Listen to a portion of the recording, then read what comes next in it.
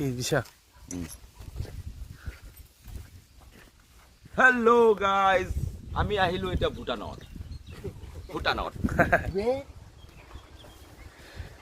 ঐ শংকৰ ভাই এতিয়া ক'ত আছা ভূটানত এই চা ভূটানত পানী শুকাই গৈছে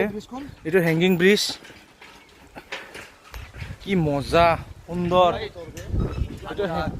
হেংগিং ব্ৰিজ অ' মাই গড আৰু এতিয়া বৰ্তমান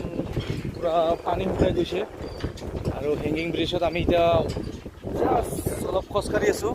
আপোনালোকে আহিব পাৰে ইয়াত চৰি দেখিছে